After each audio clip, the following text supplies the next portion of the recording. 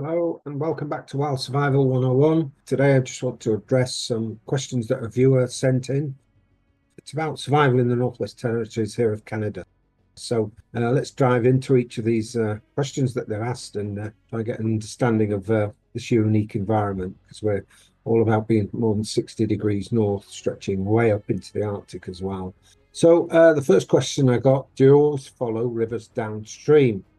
Well, yes, rivers can be useful for navigation. So following downstream isn't always advisable.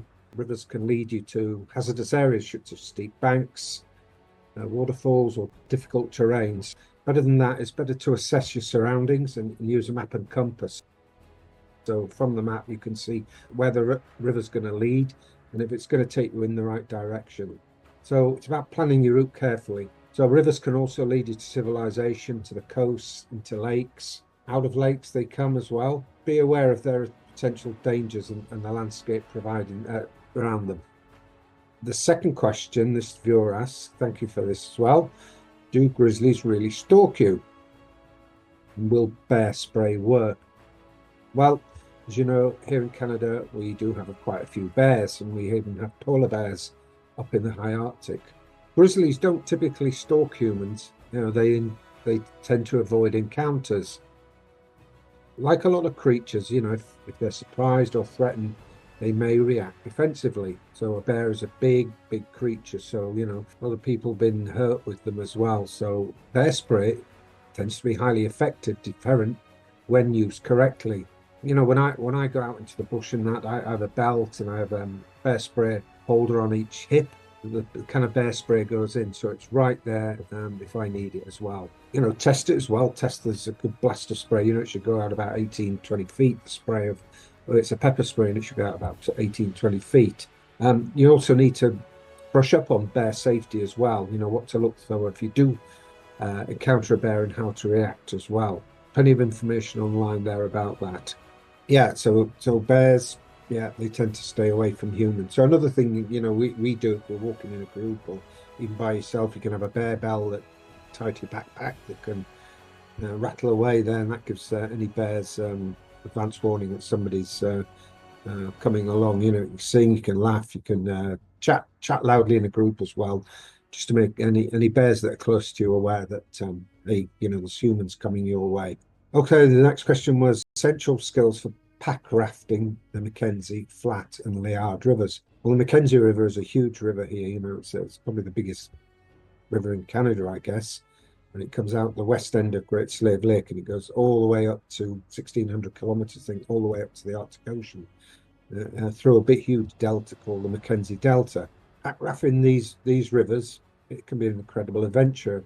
And reader asks, which essential skills do you need? Swift water safety is one of the skills you need.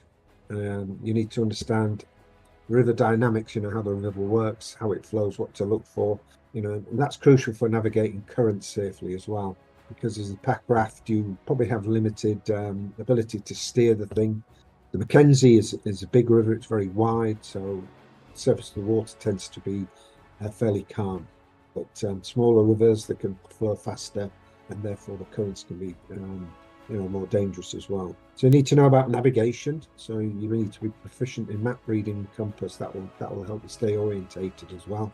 And pack rafting techniques is another one. So learn rescue methods to handle your pack raft effectively. These rivers tend to be cold water rivers as well. So wear a survival suit, I would say. A diving suit, and it zips right up to the neck. It's not a neoprene suit. It's more an all-in-one suit. There is a name for it that escapes me. But when I've done kayaking trips in Great Slave Lake, a dry suit, that's the name of it. Yeah, wear a dry suit as well. So first aid is another skill there. Be prepared for injuries or illnesses that may arise during your trip. And then another question was, do you worry about temperatures dipping below 32 degrees F in summer? Well, because we're so far north, even in summer, temperatures here in the Northwest Territories can drop below freezing, especially at night. We've seen it snow here in June and July. Maybe not a lot, but still snow in June, July. It's vital to prepare for sudden temperature changes by, you need to pack appropriate layers of clothing. And if you're camping out, good tent, good sleeping bag as well, rated for low temperatures. That's also essential to ensure warmth during chilly nights. So next question was what are the top 3 concerns in the bush besides shelter, food, water, and fire? So some of these mentioned already in this video. So in addition to basics of survival, consider these top concerns as well. Navigation. We have long, dark nights in the winter. Right in this December, it's only daylight for like 5 hours. The sun doesn't come up for 30 days in December. You need strong navigational skills as well, essential to avoid getting lost.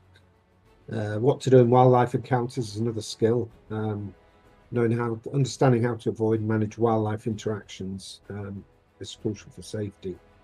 Not only are there bears there, but there are some other big animals, such as wolves, which hunt in packs, and a moose and an elk. They're big animals too. So if you caught them, catch them by surprise, they will react appropriately, especially to defend their young. And then know about weather changes as well. The weather can shift rapidly up here. Being prepared for both warm and cold conditions is key. So one last question here: how do you navigate when it's dark for 20 hours a day? Requires careful planning, basically, but try and do your traveling during the day, obviously when it's daylight. But sometimes planned walking trip can take longer, especially in the winter. Say in the winter, if you're snowshoeing or skiing cross country or something like that. Things you need, obviously, if you're traveling in the dark, is so you need a headlamp or flashlight. Always carry reliable light sources. Check your map thoroughly before familiarize yourself with landmarks. Know where you're going. Know the terrain's significant features before it gets dark. So Google Maps will probably help you with that, because you can zoom right in and see the lie of the land, and that would help you plan your route as well. GPS devices, they can help you maintain orientation during extended periods of darkness and plan your route, and always carry a lot of spare batteries as well. And I guess the other thing is backup, really, is learn how to navigate by the stars as well. Okay, yeah, there are cloudy nights where we can't see the stars, but it's still a useful backup skill. Okay, I hope this answers your questions. As you know, the wilderness offers both challenges and incredible experiences. So stay safe out there, and don't hesitate to reach out with more questions as you prepare for your adventures. So don't forget to give us a shout down below, give us a thumbs up, and subscribe to the channel, and we'll look forward to talking to you next time. Thank you, and have safe journeys.